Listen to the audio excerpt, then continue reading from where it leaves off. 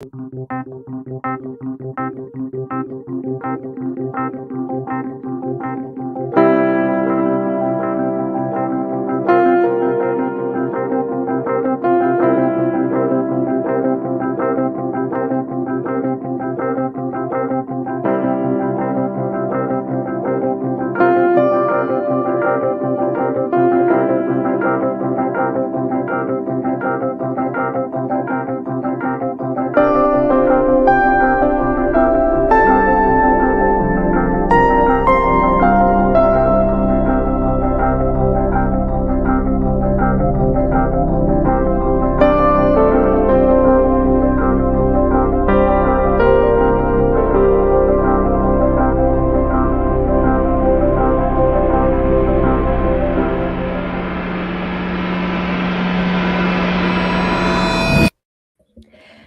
everyone.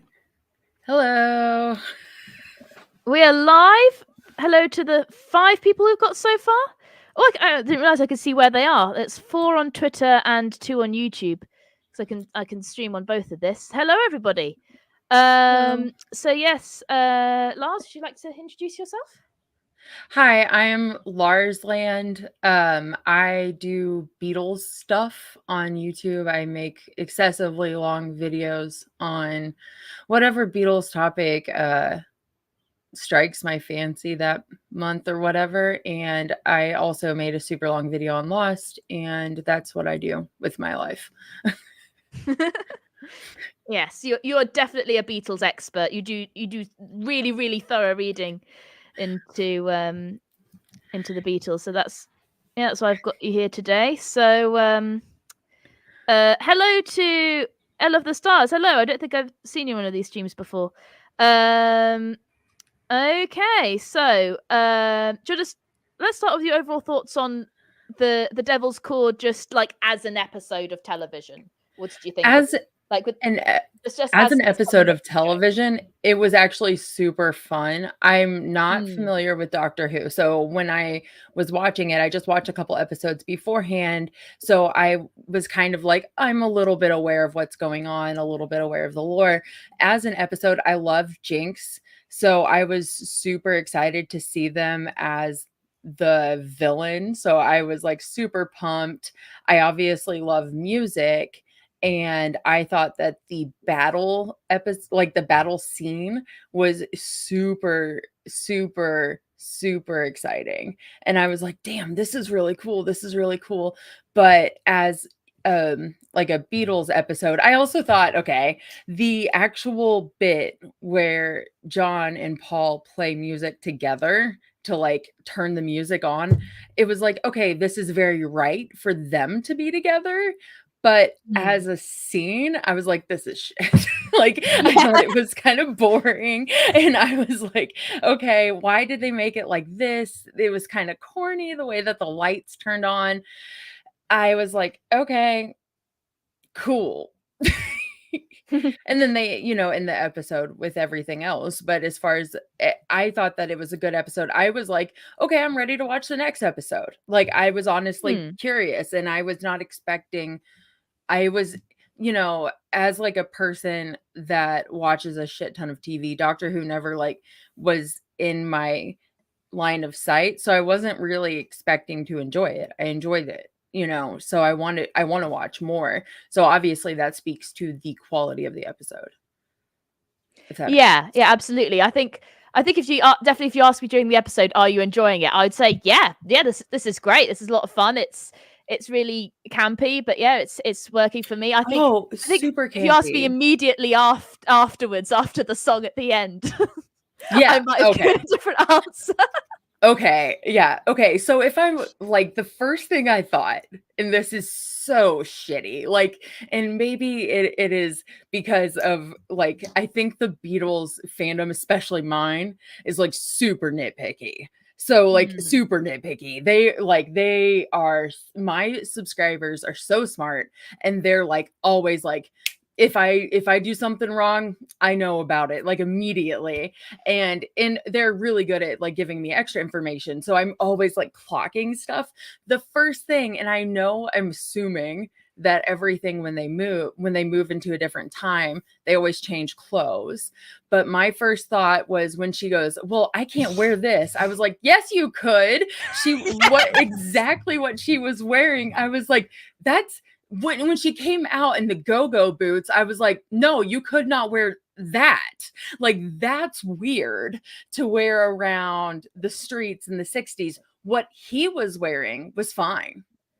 Yeah. You know, Yeah. like the tailoring was a little off, but what he was wearing was fine. What she was, but the hair was good. The hair wouldn't have worked. Like the bob, that wouldn't have worked, but the hair was good. The accessory was a little much. I'm sorry for clocking the shit out of all of this. But like I was like, no, that you don't know. You shouldn't wear that. You should have worn what you were wearing before. Yeah. Don't worry, you're here to nitpick. That's not a problem. Yeah, that's my job, I think. My job is to be a dick about things. But okay, so going in, everyone like had told me on Twitter, you told me, everyone, like the Beatles are only in this for 5 minutes. And I was like, okay, I'm prepared for that. I was not prepared for that, actually. I was like, damn, they're really in it for like not 5 minutes. They're in there. I don't know how long they were actually in there though. But they were so hyped. Like you obviously that picture that you saw, like the Beatles and the absolute jump scare. They recreated the album cover. Yeah. Well, like that was the cover of Doctor Who magazine. And I think that was also available as like an art card with the magazine or something. Like they really hyped the fact that the Beatles were going to be in this episode. A lot of the marketing was showing them the Doctor and Ruby in that episode. And also the thing about them changing clothes, that's something that doesn't usually happen in Doctor Who. What the fuck? Yeah, usually the Doctor has the same outfit the whole time, which is like a really like great part of his character. You know, he looks like an alien everywhere. But he has an air of authority, so people don't really question it. Like obviously, for context, guys, I just showed Lars The Unquiet Dead because I wanted to show an older example of an episode where they recreated a that was like about a famous historical artist that actually had them in it. And obviously that he gets Rose to change her outfit in that, but in the Shakespeare one, like his companion Martha is there just in like a leather jacket, and is in fact the reason they get close to Shakespeare is like, hey, hang on, who's this girl in the tight clothes you have with you? Right. Well, one of the episodes, like the first or the second episode of whatever this series is, he was wearing like a regular, like a modern jacket and shirt. Whereas Ruby was like dressed in something else. And I was like, okay. So it was just weird to me. I clocked it. I really don't like the thing of the Doctor like changing his clothes, because I absolutely love Ncuti Gatwa as the, just in general, like I haven't seen him anything else before, but he's charisma on a stick. Like he's very, very watchable. But the fact that his clothes aren't that weird, are really, and there's always this phase when the Doctor like physically changes body. What happens is he has two hearts, one of them dies, and then when the other one works, then his body changes into a different actor. And I don't know if you know, the Doctor's actually changed genders before. Yes. So yeah, the last Doctor, apart from David Tennant, who was only in it as the Doctor for a few episodes, was a woman who I haven't actually seen. I've seen when there's an evil Time Lord called the Master, and they changed. They had the Master change into a woman before they had the Doctor change into a woman, and she was absolutely fantastic. But anyway, so yeah, I'm having trouble seeing him as like this because he's also the character of the Doctor is kind of old and young at the same time. And I forgot the point I was trying to make, but usually after after he regenerates, he has this phase of like being like extra weird, where he's trying to work out his identity. Like there's for the 11th Doctor, played by Matt Smith, he's like he just like lands in this little girl's garden, and he's like apples, give me apples. And she's like, okay, gives him an apple. And he goes, are you Right. trying to poison me? And then he just puts all of his fingers in custard. So it's and then they had this thing of like trying on different clothes to work out what they're going to wear for like the rest of their run.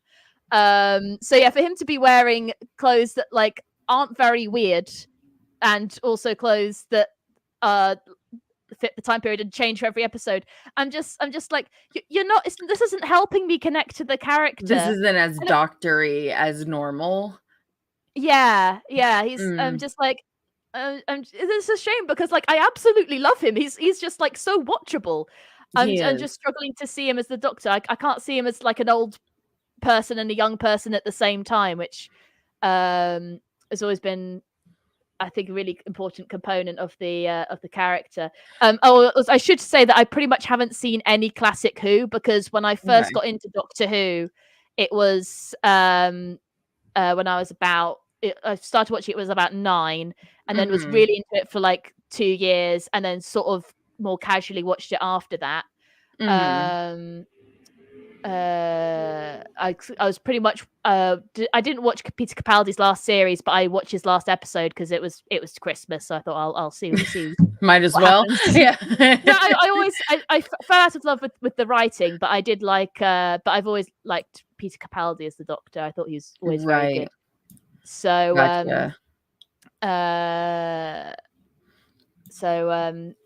So anyway, I think I was going to make a point, and now I've completely forgotten it. So that's my life. You're totally fine.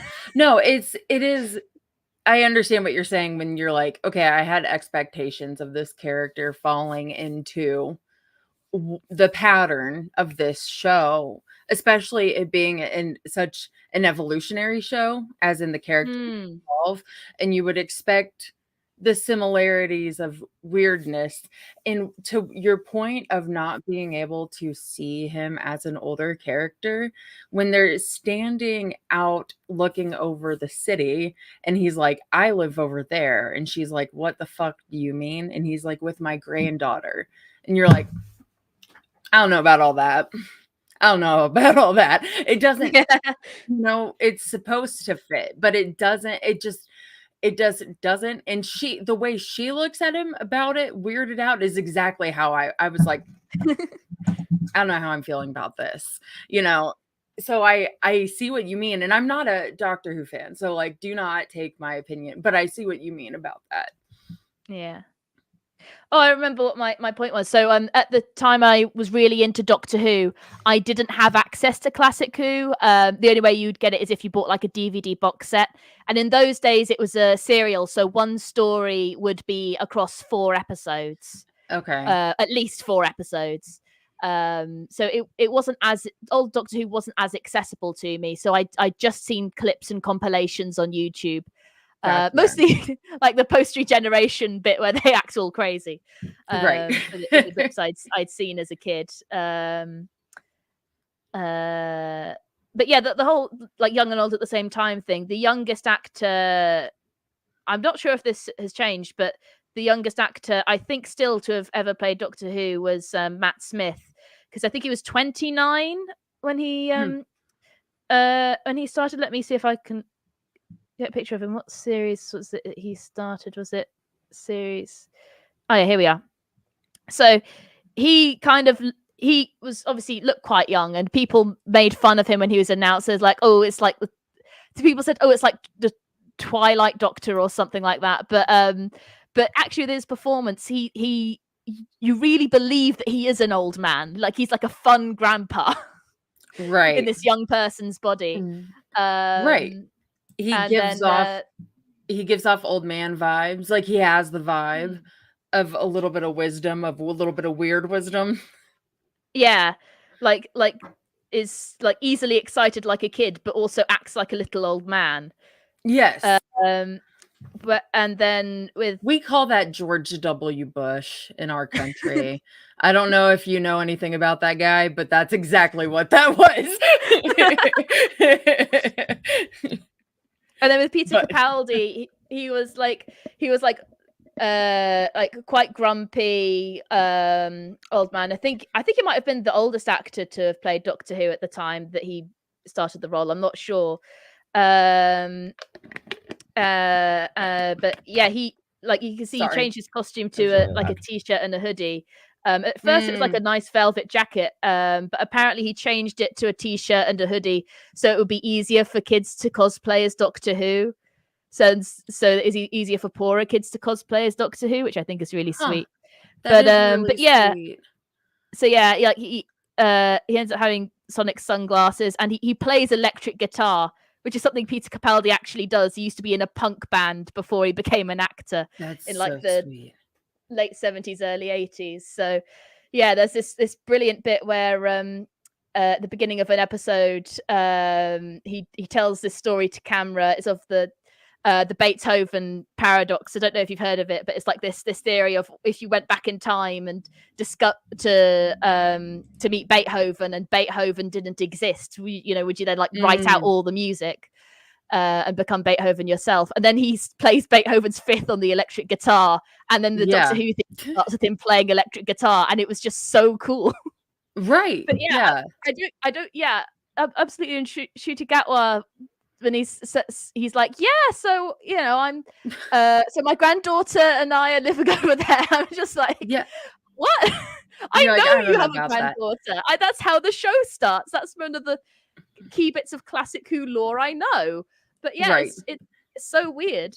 It still felt weird. By the way, hi Alan. That's one of my most like active subscribers. So he says the episode featuring Van Gogh as a character with Karen, okay, I'm gonna mispronounce this, Gillan, is good. That might have been Matt Smith. Yeah, it was. I considered watching that one before today's stream, but I knew it would make me cry. The ending of that one is because of course Van Gogh went his whole life never being appreciated. They take Van Gogh forward in time to an art gallery where in the present day where his work is being appreciated. It's really sweet. That would have made me cry too. Yeah. I was like, I can't cry. I'm streaming later. No, not today. But not for today. Yeah, like I said, guys, I just showed Lars The Unquiet Dead, which is the Charles Dickens one, and then before that, I watched the Shakespeare Code. The Shakespeare Code is one of the few episodes I had on DVD as a kid. So when I first started watching Doctor Who, about halfway through series 3, and then to catch up I got DVDs of the stuff I'd missed up until that point. So it's one of the few episodes I've seen a lot, and obviously I have a lot of nostalgia for that. But with the Dickens one, I'd seen it once before, like because when my brother was watching it, but this was when long after I'd stopped watching Doctor Who. And I didn't have any real nostalgia for the Ninth Doctor, played by Christopher Eccleston, and or Rose Tyler, played by Billie Piper. I think that's her name. I'm just like, I should know her name. You're good. Yeah. So the cast changes a lot. It would be hard to keep them all up, in your brain. Yeah. But the one thing we were saying about Dickens was when we watched it, I was like, well, at least he kind of looks like Charles Dickens. Like the Beatles people, the Beatles actors didn't look like anybody. So I had a question. Are those actors known in the UK? Are those like unknown? No. Or they're not? I think, yeah, I think like I'd be surprised if all of them had Wikipedia pages. Like that's got it.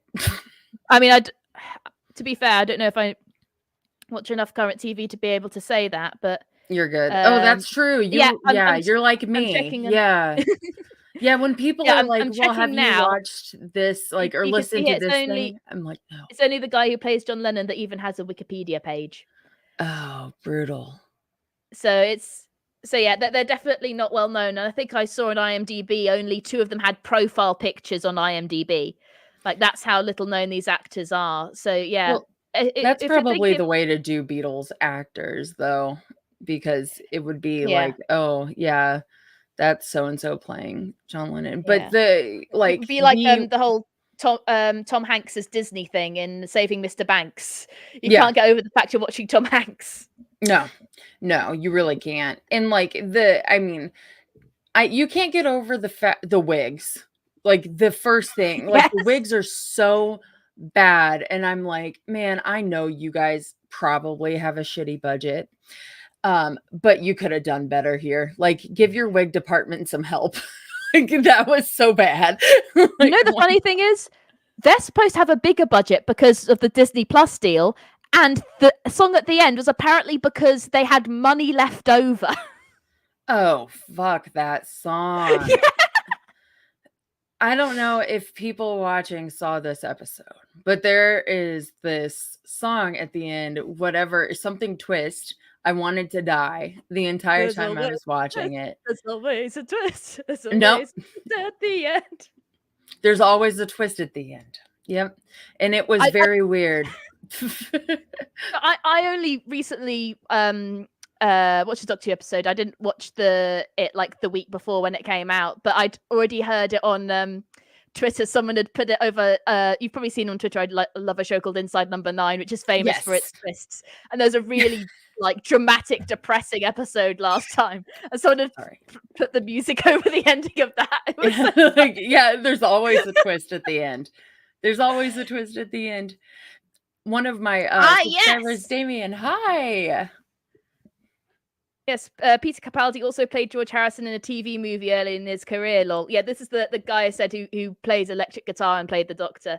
Yeah, he did in it was a made for TV one in, was it the 80s? I think it was the 80s.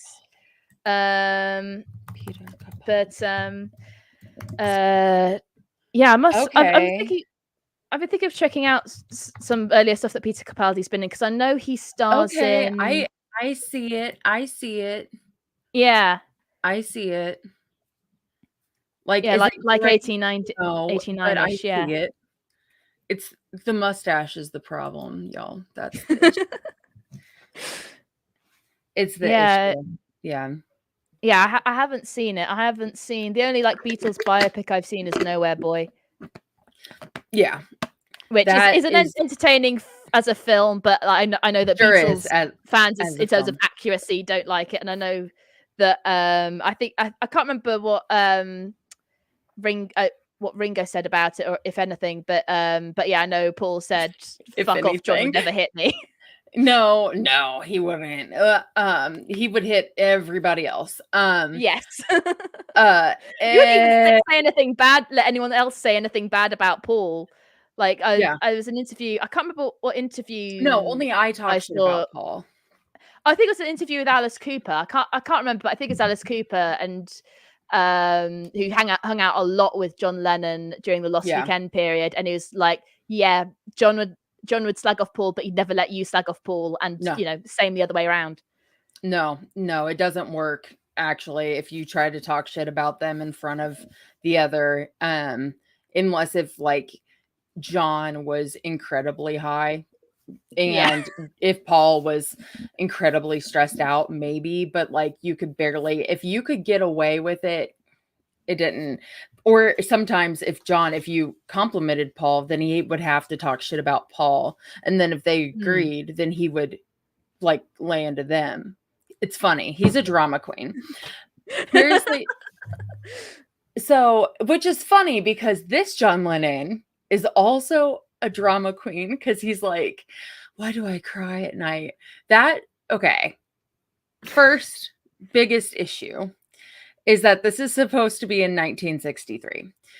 And she says, we're going to go see the Beatles record their first album, which is not with the Beatles, which was the cover that came out on the Doctor Who magazine, is what you said.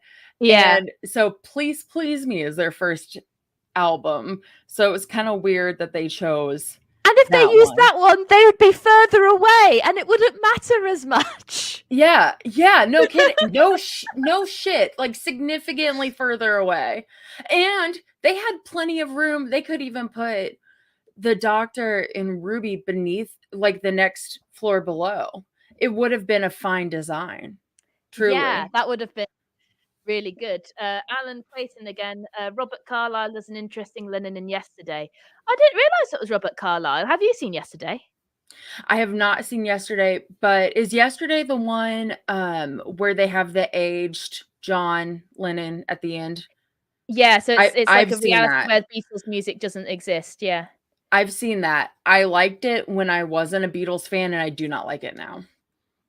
Yeah, I like it's like it's fine, but Elliot Roberts did a really interesting video about it, and the original screenplay was about obviously it's still about the Beatles music disappearing overnight, but it was about this and then this guy tried to sell Beatles songs, but he ended up not being successful and failing, and it was this screenwriter who'd written it, who'd been writing for decades and never had a script sold, and he'd written it Oh, about, well, if it's about who you know and the opportunities you get, and maybe I could have like the script for Star Wars and still not get a script sold. So huh. it was like about like the how difficult a creative industry is and how it isn't a meritocracy. And That's then I think it was interesting. Richard Curtis who came along and said, actually no, it is a meritocracy, and he's going to be famous now, and it's going to be a really fun film. Yeah. Oh my So God. Well, I think so for the yes, it's Beatles, it quite. really was a meritocracy, but that's a Mm, very like, except for, well, if we're gonna get into like race, which we're not on this one. mm, Like that's a different story. If we're gonna talk about privilege, but like I think for mm. them at the time, but in general, that is a perfect metaphor. Like Yeah. for is a perfect metaphor. But you're also going to hear me saying that because of who I am and like how obsessed I am. Hello, DCS Hi, DCS Media. Media.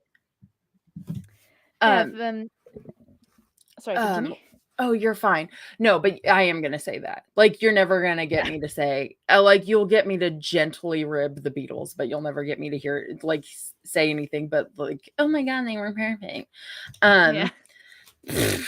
But okay. So, one thing was the, um, I gave you a couple of photos, like, I wanted to show what they looked like with the Beatles. I didn't send you the Doctor The Who, wrong like, one. magazine cover, but I wanted to, like, show them Yeah. if we could see both of them Yeah, because if it's so I embarrassingly can get it wrong. now and then add it to the I appreciate it. slides.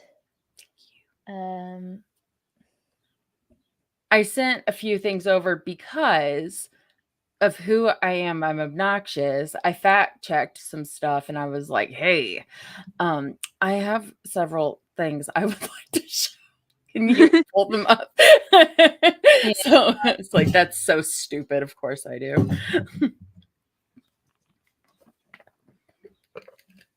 Okay, I'm just gonna find the PowerPoint and then I'll just add that.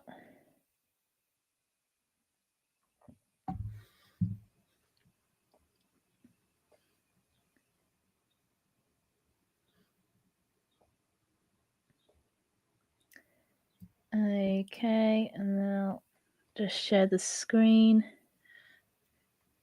So this magazine cover in comparison to the album cover was so viscerally upsetting to everyone on Twitter. Like I mean, everyone, it's viscerally upsetting to like anyone, I think, actually. I think I'm angrier after seeing the episode because I was just like, well, it's harder because the Beatles are far more photographed than previous historical figures seen in the show. Yeah. It's important that they act, not necessarily that they look like the character, like the real people. And then now I've seen them, it's just like, well, they didn't do anything, so they might as well have looked like them. Right. Well, did the Agatha Christie character look like okay, here it is. So here's the actual album cover, okay? And I think it was I'm not going to look it up right now, but I think it was shot by Robert Freeman. And it was mimicking Ashford Kutcher's photos of the boys before. So flip back to the other one. The cursed in image. comparison. It's it's so uncomfortable. First off, several things. The shadow is so wrong, it's upsetting to me. Second thing, why is Ringo smiling?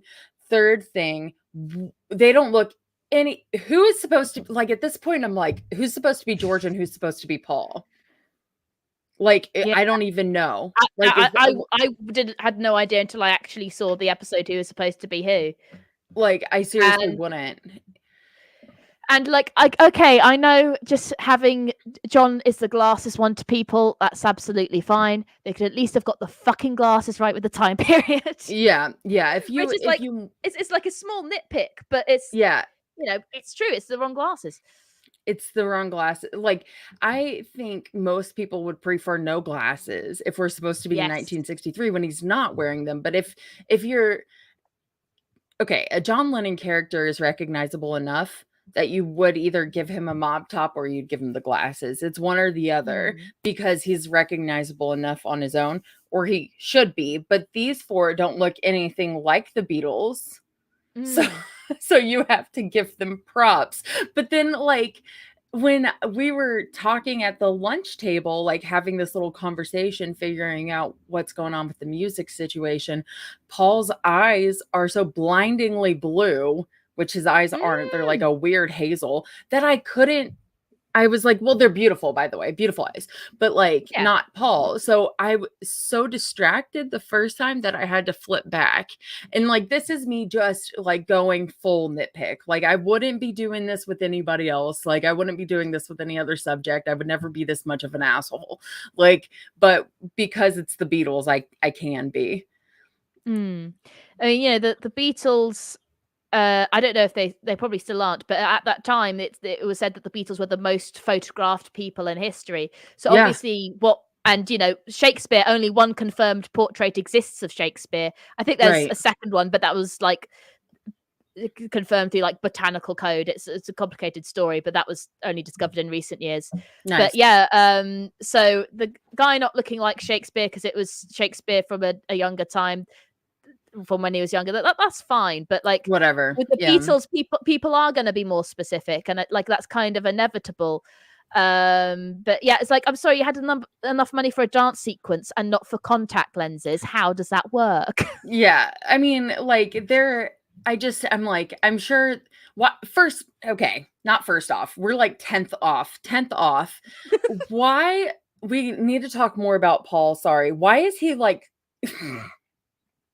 50? Yeah. Like, it's like yeah, they never get how the actors look, but at the same time, they are just glorified set dressing in this episode. So yeah. So they should have just hired like a tribute. Like, I've seen a Beatles tribute band, the Bootleg Beatles. They were really brilliant. The guy playing John didn't really look like John. The guy playing Paul, like, didn't look that much like Paul, but he looked better than this guy. And this is a guy who'd clearly been playing Paul for a while.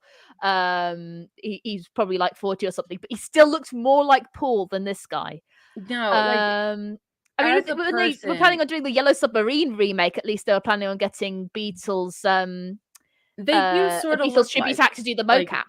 Yeah, like, so the thing, as a person who knows a little bit about makeup, like, the amount of contour that it's like magic. You don't need a nose job. Like, you can do really good contour.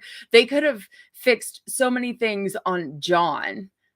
Paul is like, you're pretty much too far gone because his face is so short. I don't understand why they picked George at all. That's just some white guy.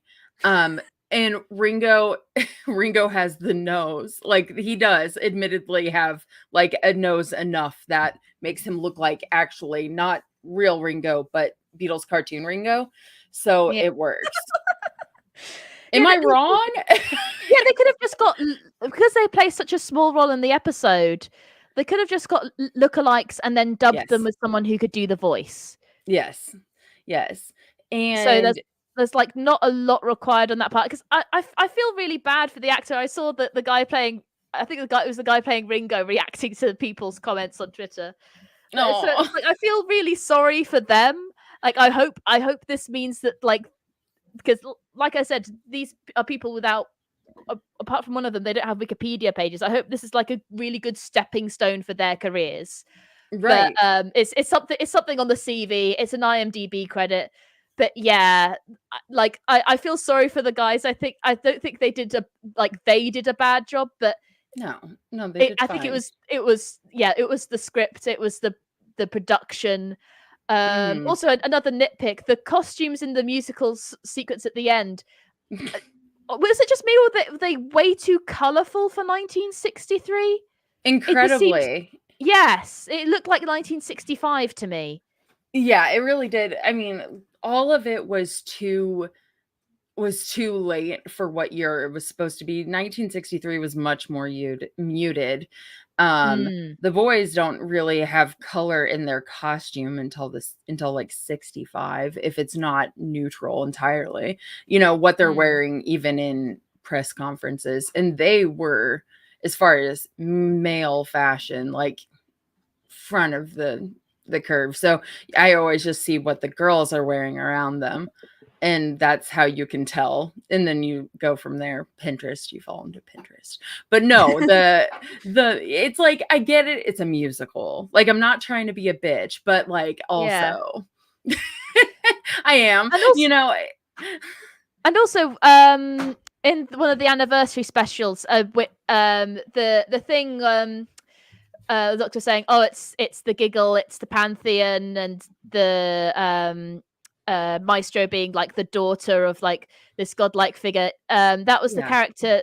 Neil Patrick Harris played a character in the anniversary specials, who was Mm, a character they brought back from like a Doctor Who episode in the 1960s that had only appeared gotcha. once.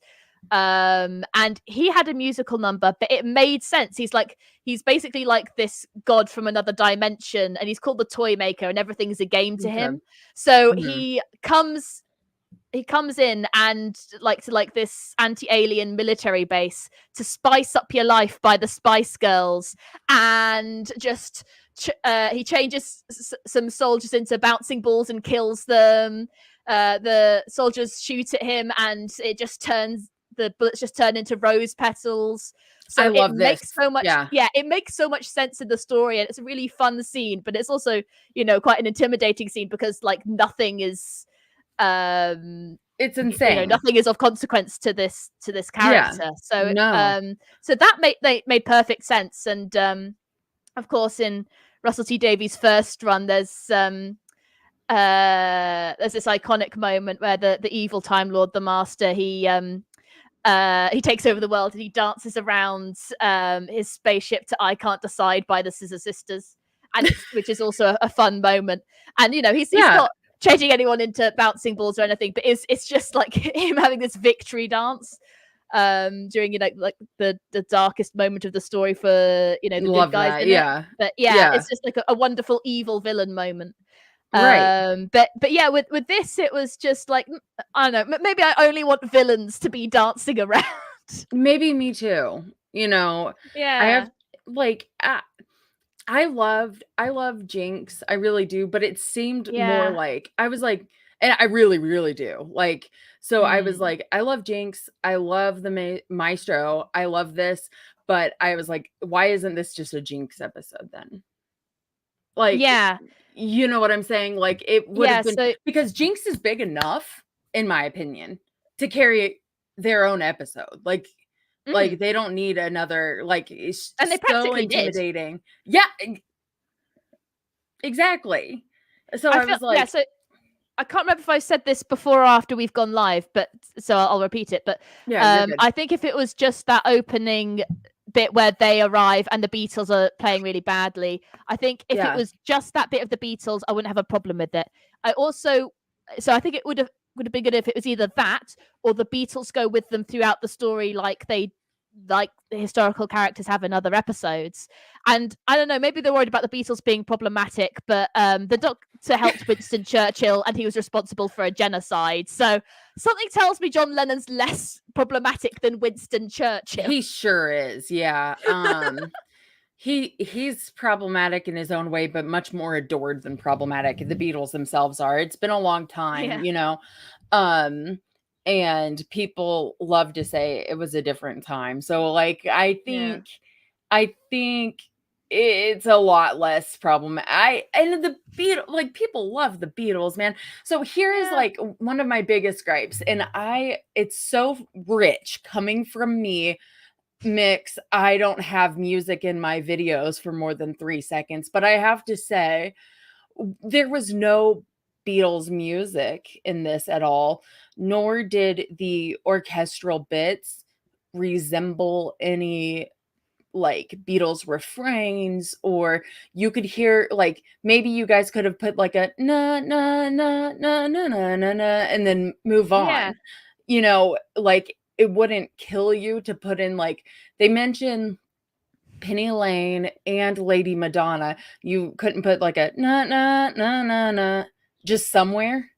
Like Yeah. They could have made the nothing. music at least sound a bit like, The a Beatles. Beatles parody song. Yeah. Oh Um, yeah. yeah. Yeah, we mentioned Okay. I don't know if we already mentioned. Oh, go ahead. Go ahead. No, I will mention. Yeah, so I don't know if anyone here has seen the Peter Serafinowicz show. It was a sketch show that only ran for 7 episodes, I think. The sketches were hit and miss, but the impressions are spot on. And yeah, Mhm. there's a bit where Ringo does a James Bond song, and it's the parody song sounds exactly like a Ringo Starr song, and it's It is hilarious. perfect. It is the way they clocked him painfully. Yes. I was offended. I was like, "Oh my god." It was so good. And I'm like, why Yes. couldn't even the Ringo guy, like, for the interview doesn't look that much like Ringo, but his impressions are, like, so Yes. good that it doesn't matter. So He was they should have originally go he ahead. was supposed to in the Yellow Submarine remake. He was supposed. I can't remember which one he was supposed to voice, but he was supposed to voice at least one of the Beatles in that. Well, he would have done a great job. You know, Yeah. okay, so we can go on to the comments, sorry. Okay, so DCS Media, random thoughts, but as a Bond fan, it's weird that a Bond composer is now a Doctor Who character with George Martin. He did the score for Live and Let Die. Obviously, Paul did the title song. Yeah, they Mhm. blew all their music budget, I think, on Paul McCartney, so they couldn't get John Barry, who was the usual composer, in. So George Martin did the score for Live and Let Die. I do love the Yeah. score for Live and Let Die. Have you seen Live and Let Die? I haven't, no. I've only Ah, seen, I think, 1 Bond movie, and it's one of the Daniel Craig movies. I don't know if that would have been, like, different if my parents were, like, into the Bond movies or something, like, because nobody really got me into them, and mm. then my They used to friends be were. they used to be shown on like all of them would be there'd be a season on ITV back when back when a lot of people still had 5 channels. When I was a kid, there would be it was all summer or something. I think they would show every single James Bond film, so that's how I first started watching them. But Gotcha. yeah, it's a good one. They with the James Bond films when up sort of after the sort of the spy trend it started dying off. They kind of hopped onto other trends. So Live and Let Die was trying to hop onto the black exploitation trend, Nice. Love with that. mixed results. They do have like a racist white cop character, and I'm just like, did they do this just to so guys see we're not racist? Oh, yeah, no, that's why. But That's why. it is a very fun film. But I love that. anyway, and also voodoo might be real in it. They never get Paul right. Yeah, Paul is like such distinctive face with like those really big eyes. I think Mhm. yeah, he's hard to get right. With Ringo, they could just stick a nose on him. Yeah, no, But yeah, seriously. you can't fake those big eyes. I hate that they gave John glasses. His squinting is such a distinctive feature in the early years of the Beatles. At least the actor of Ringo has a diamond-shaped face. Yeah. Yeah, I see what you mean. Yeah, and George, I feel like he just doesn't really look like George, you know? That's Mhm. fine, whatever. But like we said earlier, or maybe off stream, both of them only have 1 line. So, and other than like, I think, oh, we can all have a kip, and he's like, okay, I want to sleep, and then they get back to it. The boys have like, I don't know, they throw to like 7 lines during that recording thing. And here was my big, like, what the hell is they immediately go to Scylla, and in comparison from like the Beatles to Scylla and then to the orchestra, and they spend about the same amount of time with all 3 of them.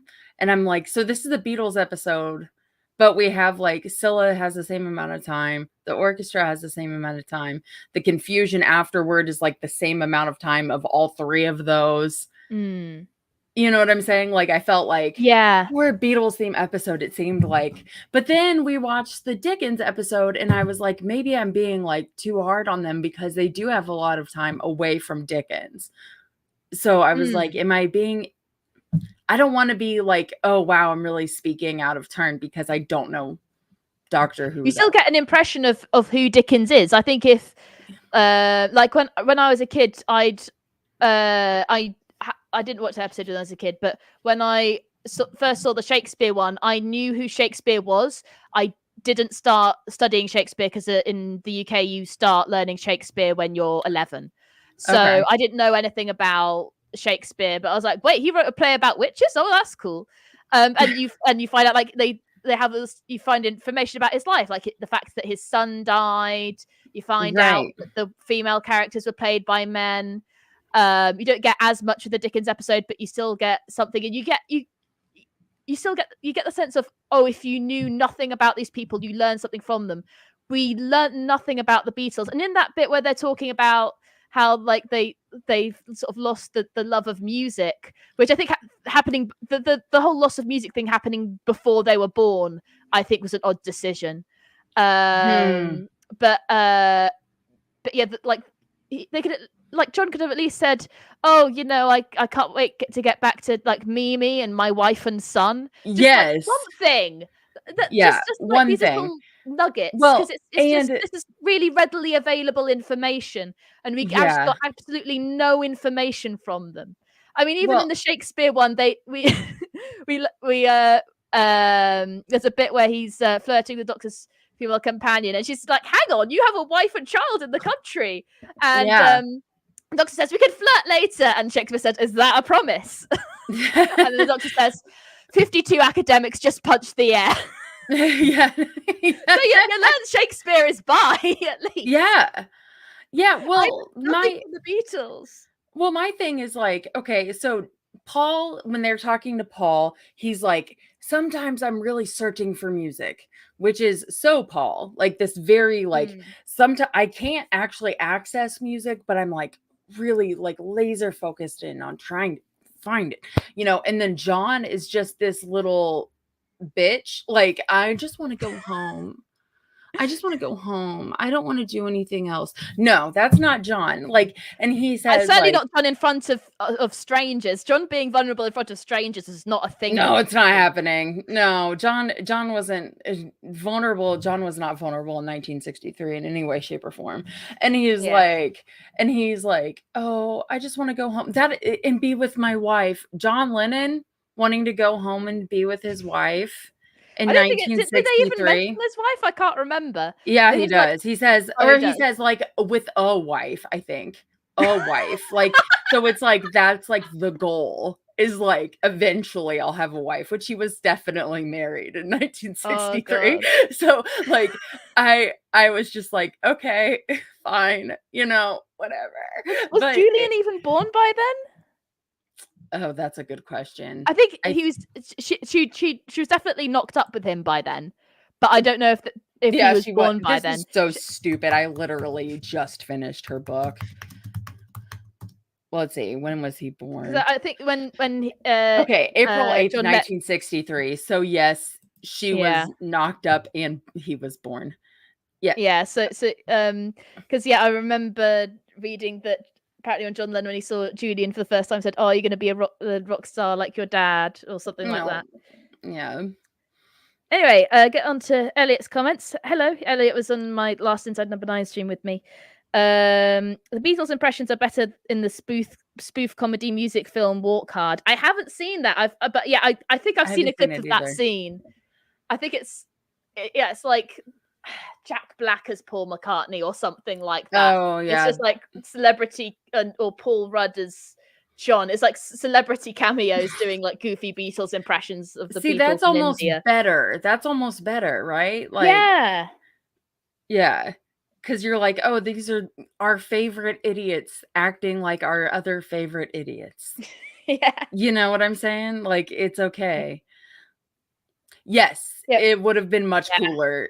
Yes, if Yeah. the making of Magical Mystery Tour would have been insane to do that, and the making of Help, if it would be a perfect way to make a wink and a nod to the parents of all like weed, but like maybe the younger audiences maybe wouldn't get it quite as much. So that would have been fun too. You had Yeah. opportunities, you know. Yeah, and I mean, at least when they were also like when they were doing more experimental music rather than, I mean, of course, Please Please Me is something like half of it is covers or something like that. Sure is. And Yep. yeah, and George isn't writing songs for the band yet. Mm-mm. Or at least they, I don't know if he'd started writing them and they'd gone, I'll stick it No, up on he the was page with the other ones, George. no, he was yeah, no, he was still doing covers then. He so the thing about that, I'm just thinking, Please Please Me, other than it having twist and shout and being recorded in one day, is a pretty boring, like lore wise. You know, it would be better to do A Hard Day's Night, probably, if you're gonna have to go early. Like, if you're gonna Yeah. have to go early because the movie's around it. But I think, like, you said Elliot said, dropping in during the movies would have been smarter. But, like, I just don't there was, like oh, okay. Tell me, is this not, like, halfway just the plot of Yellow Submarine? In what way? Okay, so they lose music, and they need to go find music, and Yes. then they Well, apparently, fight a big yes. guy. You know what I'm saying? Like, in some Yeah, ways? it's sort of. It's actually funny because I've just rewatched a film from my childhood that I'm planning on reviewing called The Adventures of Mark Twain, which is like Yellow Submarine but with Mark Twain. I love that. It's a weird film. But Cool. anyway, I love crazy shit like that. but yeah, apparently the whole plot of the episode came from the fact that they couldn't use the Beatles music. And it's like, okay, well, that's fine, but you could still use the Beatles lore. You know, they had such tumultuous and fascinating personal lives and, you know, growth as people. That's interesting. That could have been incorporated into the story. Yeah, for Um, sure. and yeah, I like, yeah, and then they just they save the day at the end, but I don't care about them. Mhm. Like, I've been given, I mean, it's, you know, the only reason I have to feel sad about them is, you know, it's just the fact that music has gone, and, you know, I have no reason to feel more sorry for them than I do the old lady who plays the piano and then gets Exactly. music sucked out of her. Exactly. Um, Yeah. so yeah, like having it, you know, about the music being stolen, I think is, you know, a clever way of getting around it. And I think, you know, financial constraints in entertainment, they're an inevitability of entertainment. You know, you can't Yeah. make any of this without money, but some really fantastic creative ideas come out of it. Like, well, Russell T Davies came up with one in a Doctor Who episode about 10 years ago that was set on like a desert planet. So they shipped this double-decker bus out to, I can't remember where it was in the world where they were filming this, but it got the top of it got smashed on the way there, and Russell T Davies was like, don't worry, I'll write a force field into it or something, so that there's a reason for that. And Inside Number 9, one of my favorite shows, that whole premise came from the fact that on their previous series, which is a complicated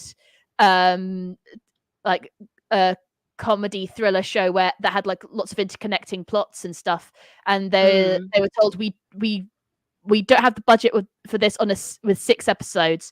Could you write an episode that's a 7th episode that's just like 2 characters in a room, and then we'll be able to ask for more money and spend that budget on other episodes. So they wrote this episode of 2 of the characters. It's about 5 different characters with intersecting stories, but it just focused on 2 of the main characters. And there's this plot where they're, due to a misunderstanding, they end up becoming serial killers. And it's this guy and his elderly mum, and they've just killed someone, and someone saying they're a police inspector arrives. So it's all shot as if it's one shot, like the Hitchcock film Rope. So it's actually done in 2 shots, but it's all made to look like it's one shot. And it's just like such an interesting episode. They went, well, let's just do an anthology series where it's all set in one room or one house or something like that. And that's how the Inside Number 9 came to be. So yes, things like that end up creating these really incredible things. And I think this could have been that. I think, and it like I said, if we don't get into the Beatles stuff, it was quite, and we don't get into the song at the end, which put a really bad taste in my mouth. Like, it was quite a good episode, and they had quite a fun idea with it. But yeah, the Beatles thing was so heavily promoted, and then it was so half-assed. Yeah. It was. So George's first own song was Don't Bother Me, which on with the Beatles. Yes. So he was already writing, but it was very new to it. Yes, that is correct.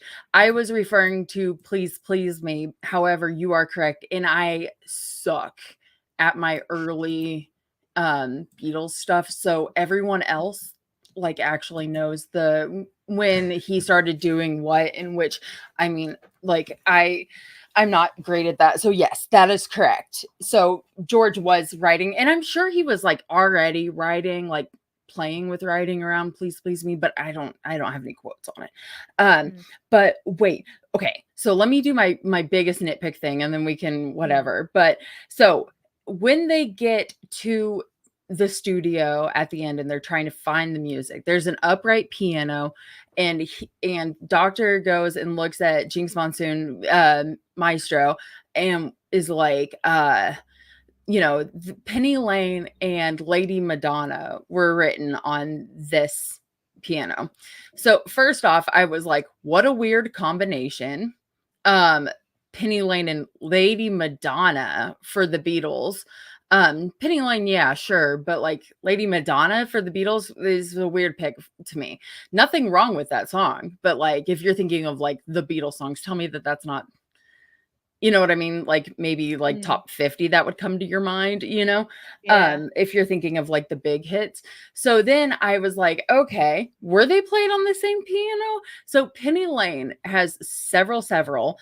Paul was credited with pianos in the harmonium. John was also credited with pianos, and George Martin played a piano. So there were like so many several that I'm positive that there was an upright. Plus it sounds like an upright piano. Now, Lady Madonna, the video shows John playing a piano. However, yeah, here we go.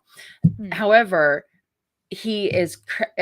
Paul is credited with piano. So I'm assuming that this is just the Hey Bulldog video repurposed, because I believe it was the same day or similar to the same. Yeah, I think it was recorded for Lady Madonna, but they were actually recording Hey Bulldog, because I don't think Hey Bulldog was released as a single, so they didn't have a music video for it.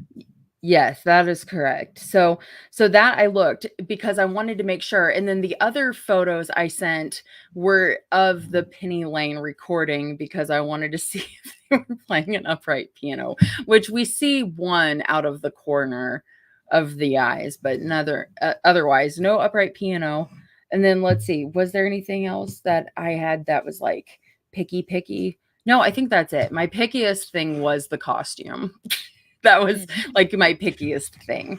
But no, other than that, he picked up, when he said like we're looking for music, he picked up John's guitar, which was an acoustic, which didn't bother me one bit. He played acoustic stuff just as much as electric stuff. So I was like, okay, that's, but I don't know John's like preferred guitars the way that I would know Paul's and what Ringo does. So I'll admit my weak spots where I have them, which is the instruments. So that's one of them, at least. I have many. So I don't know. That's my my good thoughts. I don't know. Okay, let's get to some of the comments. That's the talking about the guy who does the Ringo impression that I showed you doing the James Bond song. Yeah, his I think like the writing of his show was quite hit and miss, but his impressions were brilliant. So yeah, he did a few Ringo sketches, and those are quite good. And the song was great, yeah. Was expecting Brian Epstein to be in the episode. The tragedy of his life would have been real drama centered around the sci-fi plot. And then Damien's responded to that. That would have been great, especially for a show as queer as Doctor Who. Yeah. So yeah, Russell T Davies, the current showrunner, is gay and became famous for writing a show called Queer as Folk, I think, before that. Gotcha. And Mark Gatiss, who wrote the Dickens episode, who is also gay. But gotcha. Yeah, it has quite a big gay following. Yeah. I remember reading I got a Doctor Who special edition magazine that I read a lot when the 50th anniversary came out. I think my brother got it. I think I left it on a plane once. But yeah, I remember reading these about people who collect the costumes, and then there's these people who are like, yeah, we have to like keep them in vacuum sealed bags to make sure, because a mouse got in once and nibbled them. And then there's also interviewed this gay couple who collected them, and they're like, yeah, we just like wear them around the house. Oh my gosh. So different, the way that people view things, which either way, I'm like, both work, whatever, both work, I don't care. But that's awesome. Yeah. Anyway, back to Elliot. Yeah, Yellow Submarine plot is very same. I thought Jinx Monsoon performance was homaging the Chief Blue Meanie. I hadn't thought of it like that, but yeah. Yeah, I thought that. I was feeling that. Yeah, it's just like, like evil and loving it vibes, which makes for like such enjoyable villainy. So good. And Jinx is perfect for that. Perfect for just like reveling and like like all the theatrics. Perfect for that. Perfect. Yeah, absolutely. Oh yeah, we've already talked about that one. Yeah. So yeah, it is like Yellow Submarine. The thing that got me, like, because I've been, well, there's only like a few people. I'm working on a Yellow Submarine video, and so the thing that got me was when he was talking about his granddaughter, and they pointed it out, and she's like, oh my god, it's so gray, it's like fog. And they talk about that, and in Yellow Submarine everything's like turned black and white when they take the music out. So that's where I was like, oh, that's an homage. And then like as the plot went, I was like, oh, it's similar. So that might be that honestly might be the Beatles reference that we were missing. And then there's all that smog in the air that they said was and that felt like the opening of the introduction to Liverpool in the Yellow Submarine, Eleanor Rigby, where there's all that smog in the air. Yeah, absolutely, such a good point. Yeah, let's see. They did again? Yes. It was cool they used the actual recording / mixing consoles the Beatles recorded through the red desks, which were custom built by the EMI engineers. Good clock. I didn't catch that, but that's a good point. That's really good. I don't know if they filmed inside the actual studios. I'm pretty certain the exterior isn't it, because I've been to Abbey Road, and there's like a car park, like kind of. Mm-hmm. I don't know if there's anyone that actually parks there, but like that kind of space between the pavement and like the actual front door, which there wasn't there. But like their recreation of the crossing was, I thought, very accurate. Yeah, So I people were think that nitpicking online, showing them side by side, and I'm just like, well, no, I think they did a really, really good job. I don't think it's possible to get it quite right, and Yeah. people are so nitpicky about that specific cover that, like, you're not gonna get it exactly right. But I didn't have any issues with it whatsoever. My only thing I wrote down was that like, if we're gonna be nitpicky, because nobody would be happy, it's either make the Cars in 1963 or make it exactly like the album. So you can't win either way. So, like, which fan are you planning on pleasing? And so they chose to pick Yes. probably I would say the correct one is to make it look like the album cover, because it would be more jarring to just have it like, oh shit, what's that red Cadillac doing right there instead of that bug? People would notice that. So that's a And of course, thought. That's people just are my thought. picky about that album cover because it confirms that Paul is dead. It confirms that Paul is dead. It says He Linda is not wearing McCartney shoes. weeping 66, which means that Linda would be mourning him in 1966. You know, before they started going out. Before they knew each other. Yeah. Ah, Back when her favorite was John. I love the Paul is dead theory is so fucking crazy. It is so insanely crazy. But yeah, no, I don't really have. I thought that the other things were fine. I didn't see any issues with like the studio. I thought, it was fine. I gotta say, I was pretty happy. And then they did the twist song, and I was not happy for a while. Yeah, yeah. I think like I had to like remind myself that I enjoyed the episode. Like afterwards, I was like so angry, and I was just like, because also it's really weird, like breaking fourth wall they've done in Doctor Who before, but that was just way too much. And also they had like I can't remember her name, but a judge from Strictly was dancing in it as well, like in the foreground, like easily visible in the camera. It's just that was just like, weird. Come on. Weird.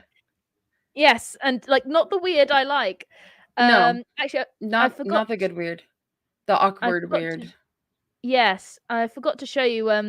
There's a YouTube video I found. I asked the guy who made it if I could show a bit of it. It's he's made a video talking about the history of like Beatles references in Doctor Who. So I thought it'd be interesting to show you quickly. I'll just get through the adverts on. And while you're doing that, Damien commented it and said, being nitpicky, it did bother me a little that George Martin was in the control room by himself without Norman Smith running the board or Jeff Emmerich running the tape. So Jeff wouldn't be here yet. However, that hasn't stopped them from fucking it up. So you're correct. So yes, Norman would for sure be there, or whoever was running the tape as well, but Norman would be there. So I did clock that as well. And then I was wondering, like, at first, before I realized that they were going in to see Scylla, I was like, why is Norman in the other room? Like, I thought that they were in two separate rooms, and then I realized they were going into a different studio, which is like so stupid of me. But yeah, it did feel weird that there was only one guy. It's like they're not running that alone. So you're correct. I agree, Damien. And I think George Martin was better cast than any of the Beatles because he had the cheekbones. Yes. He looked like George Martin to me. I was like, okay. Yeah, he looked like young George. I was good with that. Yeah. He was the only one that looked like their person. Yes. Scylla wasn't awful. Scylla wasn't awful. The hair by the way, was weird. Have you seen the mini series about Cilla Black starring Sheridan Smith? No. I watched the first episode when it came out, and it was really, really good. Okay. I didn't really know anything about Cilla at the time because I think this was a year or two before I got into the Beatles. But yeah, it was really good. I don't know very much about her at all. Yeah, me neither. It does have some stuff about the Beatles though, because I think Ringo, they showed Ringo in it mainly, and obviously, of course, they had the Brian Epstein was managing her as well. So there's lots of stuff about her, about him. But anyway, I'll have to check it out. Yeah, can't remember what year it was, but yes, some point in the 2010s. Okay. So yeah, let's look at the Beatles references in Doctor Who. Yes.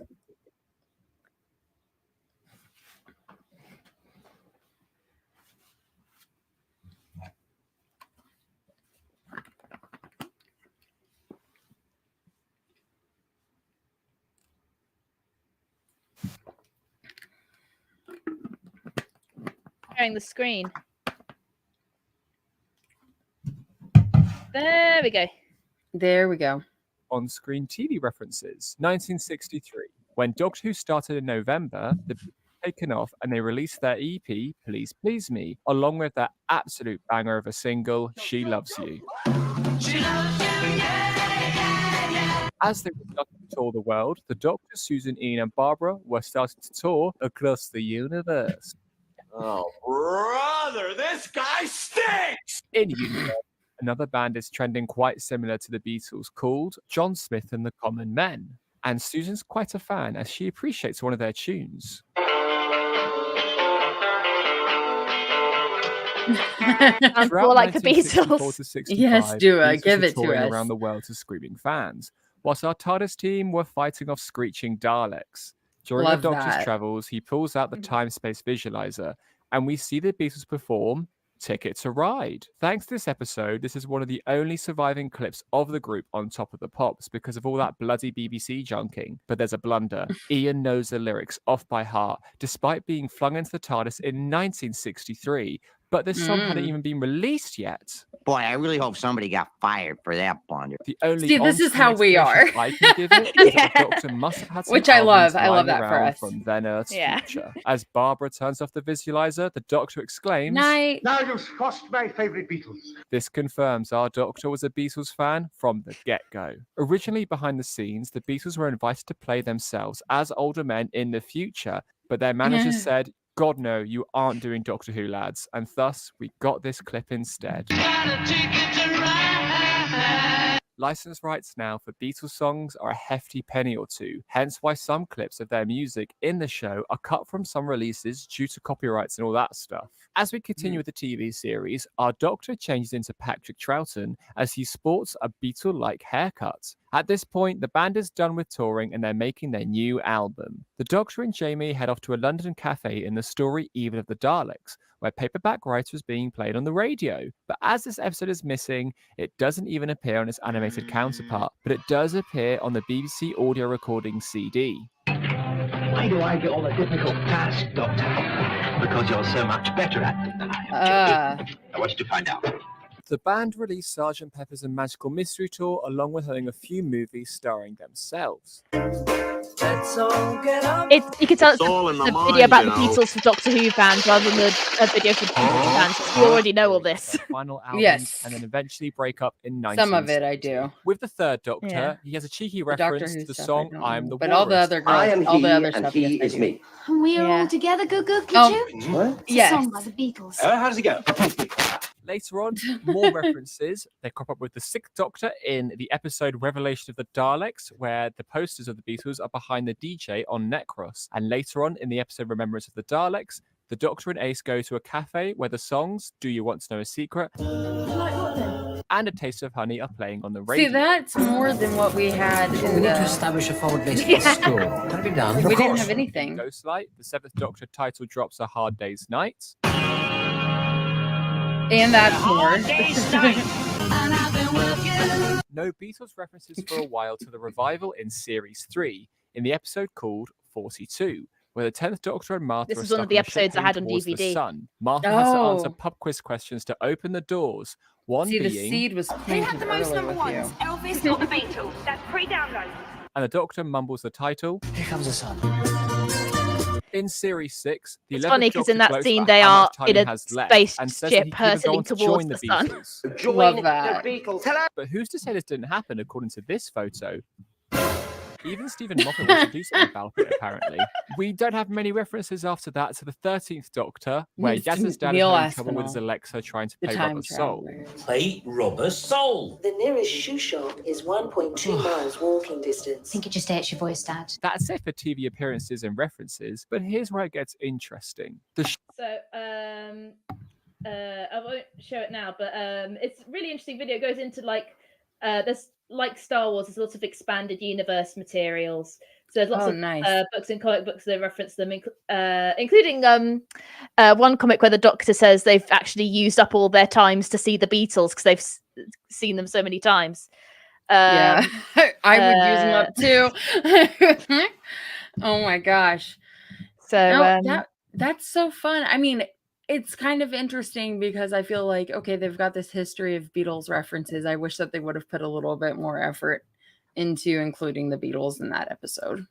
Yeah, and it's a shame with the right thing. I was recently I've watched because I've as you've probably seen, I've been watching a lot of 80s comedy recently. Yes, I've just watched a series that I'm finishing up writing the review of called Happy Families.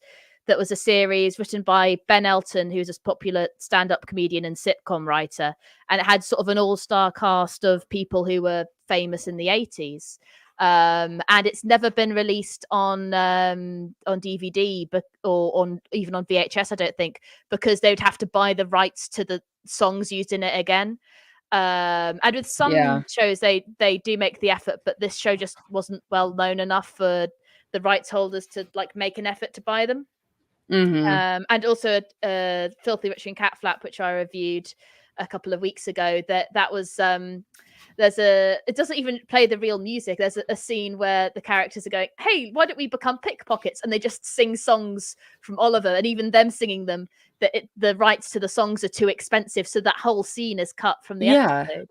Yeah, no, I get that, but I mean, I was wondering, okay, well, if I can have 3 to 5 seconds, they probably could too. I was just thinking maybe they could, but then maybe not. I don't know how it is. I think they would definitely have to. I don't think fair use is as much of a thing with TV. I think they would have to buy the rights to use the song. Crazy. Yeah, I think it's more expensive now because the reason why with older shows it's difficult for them to get home media releases is because it wasn't in the contract that it could be included in home media releases or on streaming. Now that is a part of the contract. But I think that the unfortunate thing about Beatles songs, and it's true of other music as well, but in particular the Beatles, is because it's so they're so expensive to use, they aren't heard, and a lot of people get introduced to music through films. I remember when I first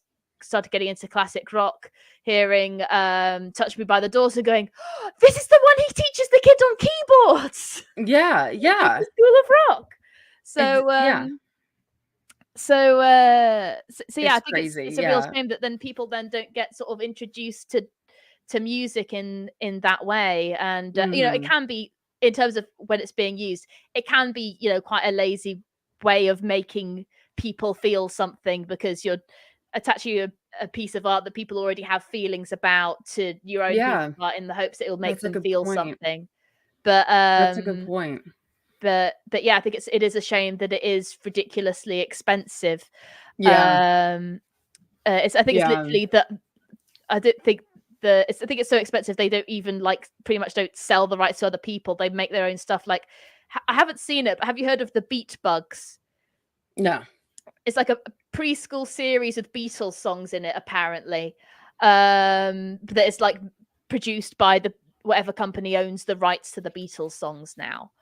And I saw a comment on Twitter about the twist at the end song was, well, why couldn't they just buy the rights to a song that the Beatles covered, like Twist and Shout, and then do their own version of that? They don't even need to use the Beatles version. It's but buying the rights to that's a song that the Beatles have played is still going to be not cheap, and definitely more expensive than writing their own song. And it's annoying as well. Without the Beatles influence would be expensive anyway. Twist and Shout would be expensive as hell, and do the twist. Any other twist songs that are like popular would also be expensive. Like, so it's, you know, even without the Beatles influence, like those some of those Motown songs, like still super popular, like the Temptations and shit like that. I mean, you know, sorry for interrupting. It's not a problem. But yeah, so yeah, I think that I thought of another sitcom with that actually did have Beatles songs in. There's a popular British sitcom called Only Fools and Horses, and that used Beatles songs at least twice. I've never had the specials or those particular specials on DVD. But they removed them I think they played Help and then replaced that with a cover. Okay. The characters are singing along to it on the bus. And then there's an episode where there's like where the characters make a lot of money, and there's a montage to Money by the Beatles. And then they replace it. So on it's Fine for Repeat. So I've seen that episode repeated and the song is still in there. But on DVD, they've removed it and replaced it with sound alike music. But of course, that means that the laugh track, which is an actual live audience, is no longer over that montage.